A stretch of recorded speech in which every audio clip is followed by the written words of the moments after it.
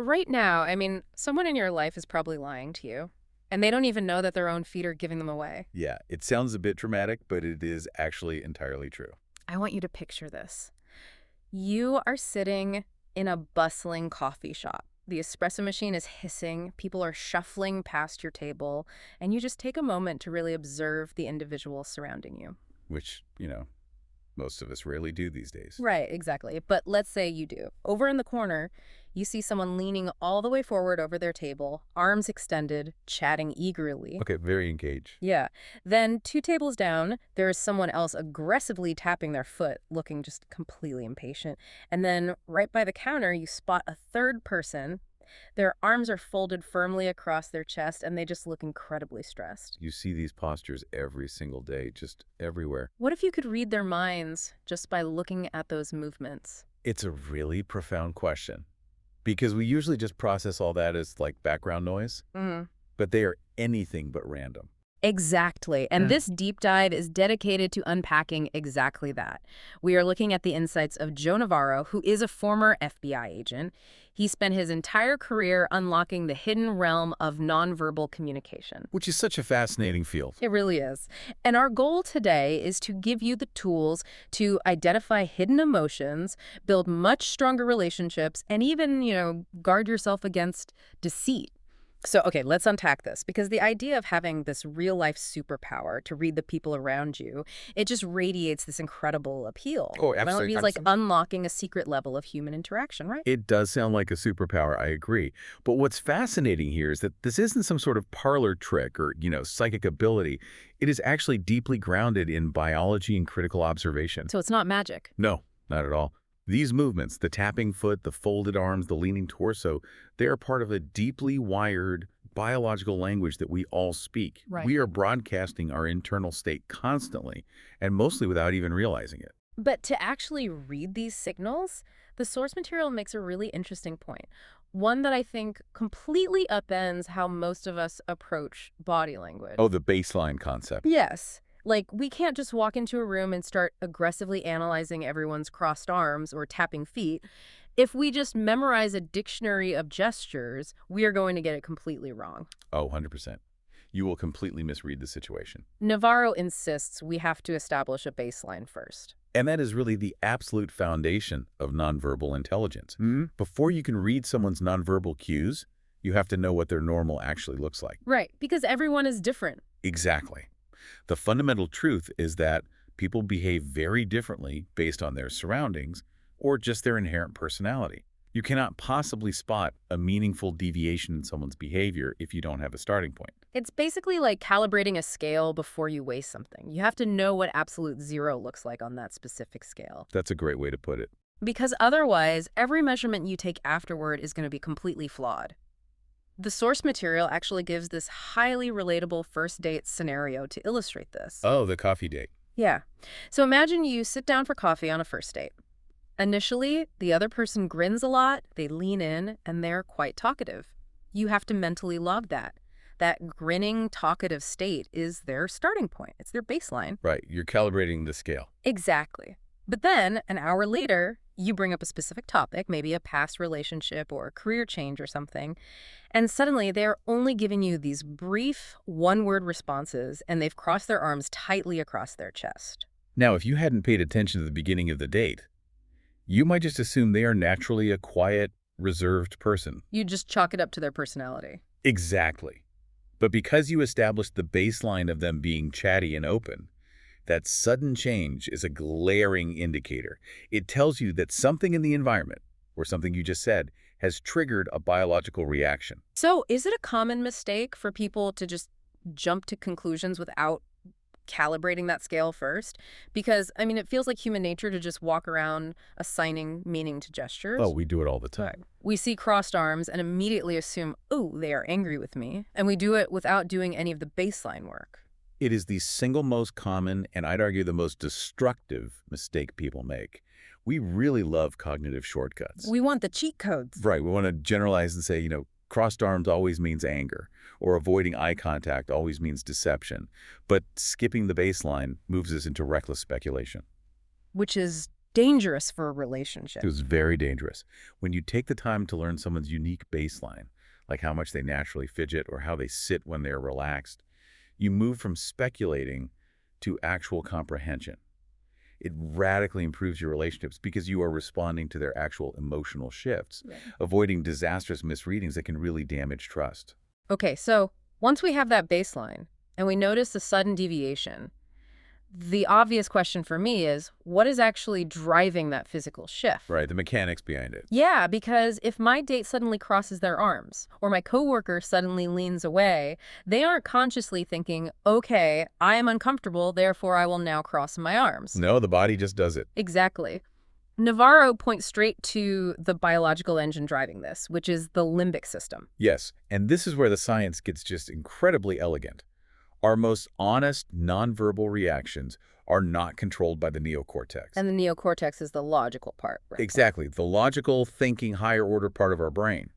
These reactions are driven by the limbic system, which is our brain's emotional and survival center. The limbic system evolved to keep us alive. It processes sensory information and reacts to it milliseconds before the logical brain even has a chance to catch up. Wow, milliseconds. So the limbic system is basically the evolutionary first responder pulling the strings behind the scenes. Precisely. It operates entirely unbeknownst to us. When we encounter a stressor, the limbic system triggers the classic survival responses, freeze, flight, or fight. Right. Without us making a conscious choice, the limbic system commands the body. It forces us to hold perfectly still, that's the freeze response to avoid detection, or it forces us to lean away and create distance, which is the flight response. Okay, that makes sense. These physical indicators are the limbic system's rapid-fire way of protecting us when we feel endangered, or conversely, relaxing our posture when we feel safe. Okay, let's bring this out of the evolutionary wild and into like the modern workplace, because the source notes provide a perfect meeting scenario for this. Let's hear it. So you are standing at the front of the room presenting a new idea to your team. You look at one individual and they are leaning forward in their chair, they're grinning, and they are nodding along. Which means the limbic system is broadcasting comfort and involvement. Exactly, but then you look at another person in the room. They are actively avoiding eye contact, their arms are crossed, and they are leaning back as far as their chair will go. Which is the limbic system executing a modified flight response. It is broadcasting discomfort and a feeling of being threatened by the situation. Wait. So when I'm just standing there giving a PowerPoint presentation on quarterly metrics, my coworker's brain is essentially reacting like they're out in the wild spotting a predator? I know it's hilarious to picture, but yeah, absolutely, it's brilliant. The limbic system is ancient. It does not differentiate between a literal physical threat, like a predator in the brush, and a social or intellectual threat in a boardroom. Wow. To the primitive brain, stress is just stress. If your new idea threatens a coworker's status or makes them anxious about their workload, their limbic system reacts instantly to protect them. The leaning away is an attempt to escape, and the crossed arms act as a physical barrier against the perceived threat of your presentation. That is wild. But knowing that completely changes the dynamic of a room. How so? Well, if I see that biological flight response happening in real time, I can actually adapt. If I see the leaning away and the crossed arms, I shouldn't just keep plowing forward with the same aggressive pitch. No, definitely not. Right. I can pause, I can adjust my tone, and maybe ask them a collaborative question. Understanding these automatic limbic cues allows you to actively ease tension and foster trust, rather than just talking at someone whose biology is desperately trying to escape the room. Exactly. You stop fighting their logic and you start soothing their limbic system. That's a great way to put it. So if the limbic system is reacting instantly, constantly trying to either protect us or signal safety, where does it leak this information most honestly? Because, we all have pretty good control over our facial expressions. Oh, very much so. Right. From the time we are toddlers, we are expertly trained to lie with our faces. We are told to smile for the camera or look happy to see your relatives. Yeah, we are exceptional at facial deception. But the truth, according to Navarro's research, is revealed by the furthest point from our conscious control, and that is the feet. Okay, here's where it gets really interesting. Because nobody is actively thinking about what their feet are doing during a conversation. Almost never. We put all our cognitive energy into managing our face and our voice. Which leaves the feet entirely under the jurisdiction of the limbic system. From an evolutionary standpoint, your feet are your primary means of escape. If a threat appears, the brain has to prepare the feet to move instantly. So they're like the getaway driver. Exactly. Gravity, balance, locomotion, it all starts there. Consequently, our feet frequently point in the precise direction of our desires, and they point away from our dislikes. They are incredibly honest indicators of where our brain actually wants to be. That is so revealing. They also exhibit signs of anxiousness much quicker than the rest of the body, like suddenly tapping toes or bouncing legs, which is essentially kinetic energy building up for a flight response. The text uses a party conversation to illustrate this, and it is a brilliant visual. Imagine you are at a party and you are trapped in a conversation. You are looking at the other person's face, and they are nodding, smiling, and maintaining eye contact. Sure, they're being polite. Right. On the surface, they look totally engaged. But then, you glance down, their torso is facing you, but their feet are pointed completely away, aimed straight toward the nearest exit or perhaps another group of people. That is a subliminal, unfiltered indication that their limbic system wants to leave. It has already commanded the feet to prepare for departure, even while the socially conditioned neocortex is forcing the face to maintain polite eye contact. It is exactly like a car's turn signal. Oh, I like that. Yeah, like the face might be honking the horn, making a lot of polite noise and keeping up appearances, but the feet are the actual turn signal showing exactly where the driver really wants to go. That's a perfect analogy. So let's say I see the turn signal pointing to the door. My instinct would be to feel a bit insulted, but what is the actual strategic play here? Well, the advantage here is having a covert understanding of their actual emotions. When you spot these subliminal indications, it enables you to modify your strategy seamlessly without making them defensive. So you don't call them out on it? No, never. You don't say, hey, your feet are pointing away. Instead, you graciously say, well, I know you want to mingle. It was so great catching up. And you just wrap it up nicely. Ah, okay. You've given them an out before they even had to ask for one, and they will subconsciously appreciate your social grace. Or, if you want to save the interaction, you pivot the subject to something you know they actually care about and watch to see if their feet turn back towards you. Wow, so you just save everyone the awkwardness by listening to the biology. Exactly. Okay, moving up the body from the feet, we hit the core, the torso. How does the limbic system manipulate the center of our mass? Well, the torso houses the heart, the lungs, the vital organs. It is our most vulnerable real estate. So when the limbic system perceives danger, the torso responds dramatically to act as a shield. Makes total sense. Right. When a person is at ease and senses safety, they will stand tall, exposing their ventral side, their chest and stomach. It is a posture of absolute comfort. Open and relaxed. But if they are under stress or feel threatened, the biology of the freeze and hide response takes over. They will instinctively lean down, sag their shoulders to protect the vulnerable jugular of the neck, or cross their arms to put a physical barrier of flesh and bone over their heart and lungs. The source notes use a tough workplace scenario for this. You are providing a teammate with feedback. At the start of the meeting, they sit up straight, completely open and at ease. So that's our baseline. That's the baseline, exactly. But the second you bring up a specific area where they underperformed, they immediately sag their shoulders, slump down, and cross their arms tightly. A huge shift. Right. And the text says this is blatantly defensive. But I want to push back on something here because this gets to the heart of how we interpret these signals. Okay, go ahead. The text explicitly says deception is hard to spot. But if I ask a pointed question and someone immediately throws up that physical shield, sagging and crossing their arms, doesn't that mean they are hiding the truth? Isn't hiding your true emotions a literal form of deception? This raises an important question, and it is a philosophical and biological distinction we really have to navigate carefully. What the torso is showing you is not a cognitive lie. It is showing you limbic stress and discomfort. Okay, stress, not lies. Right. Deception is a high-level cognitive process. It requires the neocortex to invent a false reality. The limbic system doesn't invent lies. It only reacts to stress. So their physical reaction isn't them lying to me. It's just them trying to survive the discomfort of the moment. Exactly. They might be sagging and crossing their arms because your feedback made them feel insecure or misunderstood or simply terrified about their job security. Spotting these thoracic cues isn't about playing interrogator and yelling, aha, you're lying. Right, which would be terrible for a team dynamic. If you accuse someone of deception every time they show discomfort, you will destroy your relationships. It is about having the empathy to know you've hit a nerve, When you see that physical shield go up, you know it is time to stop your current line of feedback. You inquire gently. You alter your strategy to manage their stress and bring their limbic system back to a state of safety. That reframing is so vital. It stops us from assuming malicious intent whenever someone is just biologically overwhelmed. Precisely. But reading body language isn't just about isolating the torso or the feet in a vacuum, right? We can't just diagnose someone based on one body part. No, definitely not. The whole picture has to come together, especially when we look at highly expressive parts of the body, like the arms. Right. And this leads us to the final and perhaps most critical lesson of Navarro's work. Context is crucial. Arm motions are incredibly dynamic. They can be used to broadcast welcoming openness, aggressive defensiveness, or overwhelming confidence.